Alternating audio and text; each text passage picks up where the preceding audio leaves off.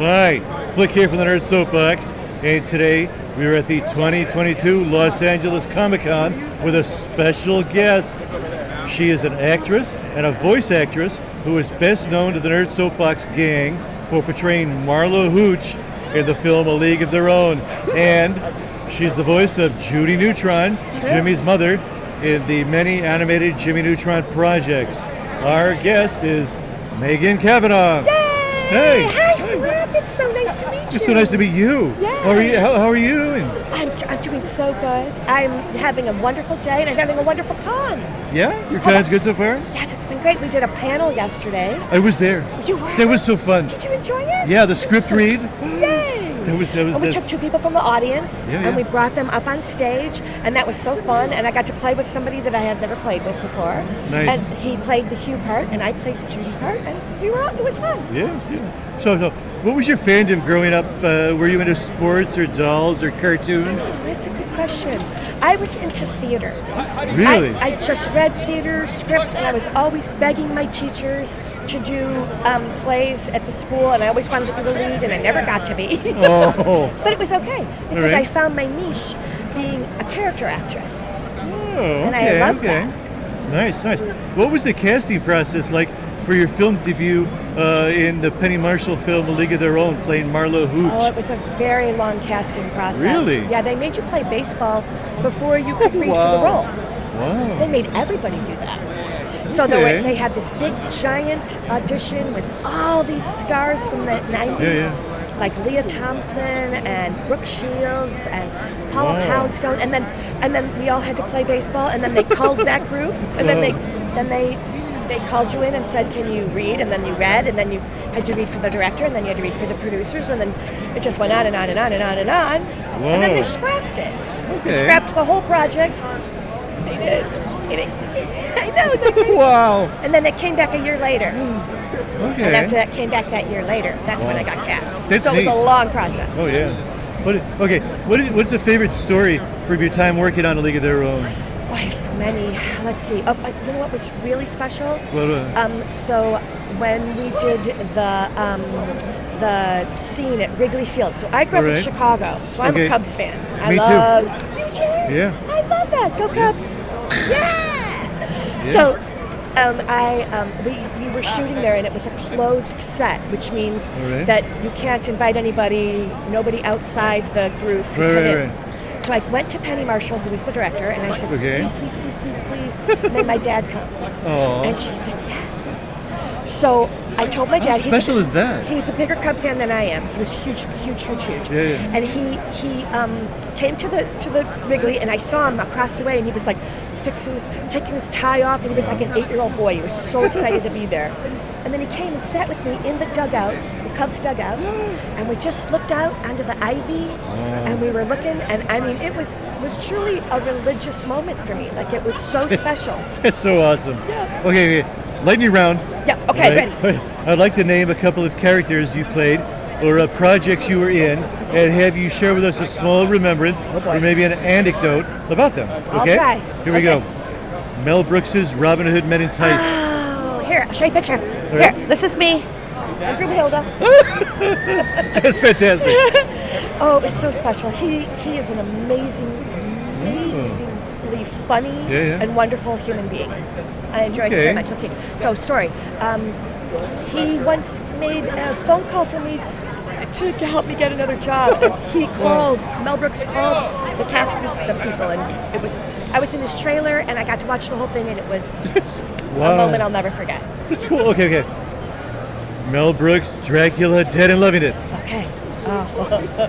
He wrote the scene for me. Yeah. I got a phone call saying that Mel Brooks wrote a scene for you. Will you do it? That's so cool. I was like, of course I'll do I want it. that phone call. Right? Yeah. So I went and did it, and it was really, really fun. And it was with Amy Yazbek, who was also, she played Maid Marian. Do you remember Maid Marian from Robin Hood Men in Tights? She played Lucy in Dracula. So I played Essie, her maid. So I was her maid twice. That's so cool. Yeah. Wow. All right. For Richer or Poorer. Oh. Yeah. Tim Allen, Christy Alley. Yeah, that was really fun. So I got to go. I got to go on a private jet with Kirstie Alley and her entourage. Okay. And we went to her. She had a house, or they called it a cottage, in where was it? Maine. It was an island. Oh. And we went there, and I got to spend the weekend with her and her family, and it was so much fun. And we had a big. They make these lobsters. They steam lobsters in the sand. And then she had this big dinner for a bunch of people, and I got to watch the whole making of the lobsters. And it's delicious. I'm getting hungry.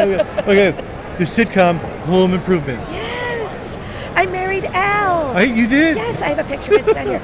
And my sister, my real life sister, named Liz, played my maid of honor, and she came and. That's so cool. Yeah. It was really fun. So okay. Friends. This is a kind of a sad story. So I had a horrible migraine the day that we were supposed to shoot the episode. Ooh. We'd spent the whole week rehearsing. Right. And then I got there and I was like, you guys, I'm vomiting. Like I was sick. Oh no. And they had to call in a doctor to help me, and I barely made the actual shooting, but I made it. And that was my worst. That's the worst time I've ever been sick on a set. Wow. And I was very sad about that. Okay, let's switch it up a little bit. Okay, all right, here you go. You appeared in various Steve Oedekerk Thumb movies as numerous characters. Can you tell us a little bit about the process of bringing a thumb to life? I got a thumb. There's my thumb. So this is the Blair thumb. And she, her name was... That's so silly. Sissy? I love it. Anyway, can't remember. Anyway, the way you do it is you put your head in a vice. A vice? Yeah. He has, it's like they have a vice, it's like this little vice. It's called the Head Vice 2000. And they put blue dots on the Head Vice 2000? Yes, isn't that crazy? So they put blue dots on your face. Yeah. So and then they can just use, the eyes and the mouth, and there's no nose. All right. But it's very hard to act with people when your head's in a vice. Oh, yeah. And you can only do this. I mean, you can move your eyebrows, but you can't really, relate to them. It was very odd. It was very odd. Yeah. But it was really fun. And so we've done a bunch of them. Yeah. And the newest one coming out is a Star Wars one, where I'm going to play Princess Leia, like the Carrie Fisher part. Nice. The older version of Princess Leia. And that's coming out, I don't know what soon. We can look for it. Do look for it. Yeah. All right. So can you say anything about your role? Oh, well, that's it. Is it the Princess Bunhead? Princess Bunhead. That's the role. That's wow. the one. Yep. Okay. Exactly. Oh, okay. But was it because of your connection with Steve Oedekerk that you became involved with Jimmy Neutron? Actually, I got Jimmy Neutron. Excuse me, Megan Cavanagh. It's time for your lunch. Lunch time for you. Here we got the salami and prosciutto in the green room. It's a fucking sandwich. Thank you, Focaccio. Yes. I appreciate you. By the way, Yes, darling. last night was fantastic. Oh my God! Don't speak. Focaccio, no. I'm so sorry. That's Oh my God! Focaccio. Sorry about that. What just happened? I don't know. I'm a little embarrassed. I think we should end the interview Attacked now. by a lunch or a dinner. He was. This is a family show. I'm so sorry. You're silly. Sorry. I love it. I am silly. I am very silly. So we were asking about how you became involved with Jimmy Neutron. Oh, so yes. Sorry, we were so rudely interrupted. Yeah, by my lunch. Yeah. Okay. So let's see. My friend Mark DeCarlo, who plays my cartoon husband in Jimmy Neutron. I think I met him. Yeah. He and I did Second City together back in Chicago. Actually, we did it in California.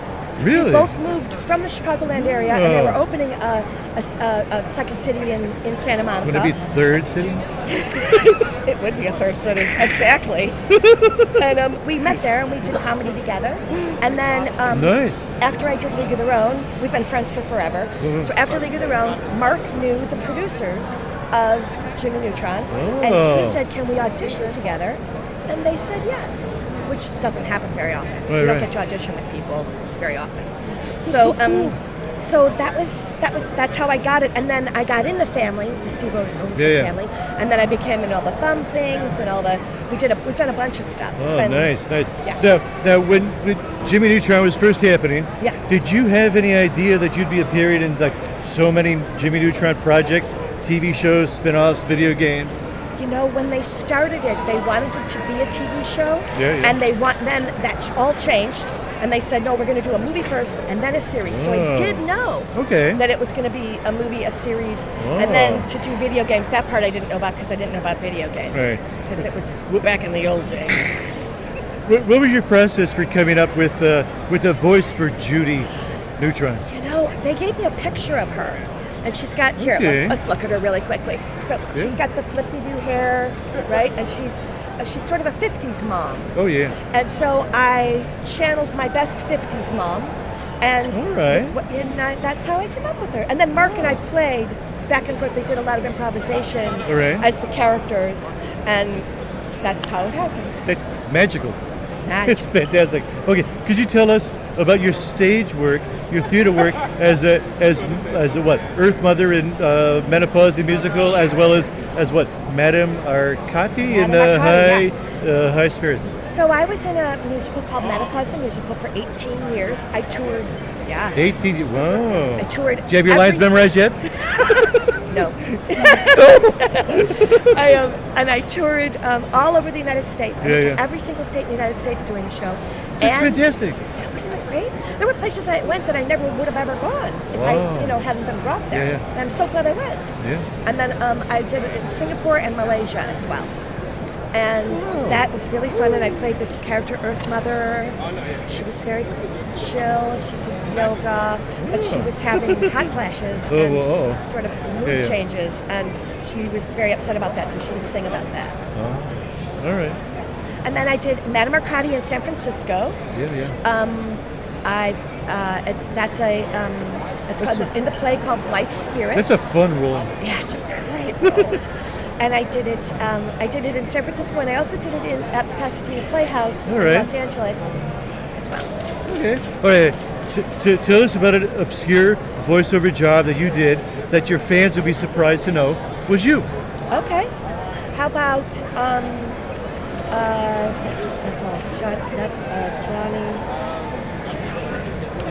Johnny Quest. Really? I did Johnny Quest. I did a couple of different characters in that with George Segal. This was the remake of the Johnny Quest. It had George Segal. It had old names. It had the guy that was in the Terminator that melts into the floor. I think his name is Patrick or something. I can't remember. I'm really bad with names. Robert Patrick. It just came to me. Robert Patrick. Somebody's over there helping you out? They are helping me out. That's great. Yeah, so he was in it too, and we had it was a great show, and it was very fun, and that was like my first real voiceover gig. Okay, wow. All right, where can your fans find you on social media? Oh, at Real Megan Cavanagh on Instagram is the one that I do the most. Okay. Yeah. Good to know. What are you working on now? I just finished. There's a project that just came out. All right. It's Pixar's Cars Plus, and I play a bunch of different characters in that. All right. It's a TV show. Were they cars? They are cars. Some of them were cars. Some of them weren't. Oh, spoiler alert! Spoiler. Yeah. well, gee, Megan, thanks for talking to us. Like it was so nice. It was so nice. With you, can I give you a hug? Oh, please. Oh, yay! Thank you so much. Well, could Judy Neutron say goodbye and take us out? Sure. All right. Goodbye now, Flick. It was lovely meeting you, and I hope you come over again soon. I'll make pie. I like pie. Who doesn't? Wow. Oh, I'm sorry. All right. Let's see who else we can find at 2022 LA Comic Con. Bye, everybody. Bye-bye. Thanks, Flick. Thank you. That was fun. Do you remember, was it BJ and the Dirty Dragon? Sure. Or the Ray Rayner show? Oh, absolutely. And that's the one where you tune in and see if your school was snowed out. Yes. And how about this? Clutch cargo with his friend Spinner and paddle. Yes. Remember that? They had like real lips. And yeah. But yeah, my favorite was BJ and the Dirty Dragon. That dragon. I like BJ. That's hilarious. Yeah. Old Chicago TV shows. Yes, exactly. Well, thank you. Thank you.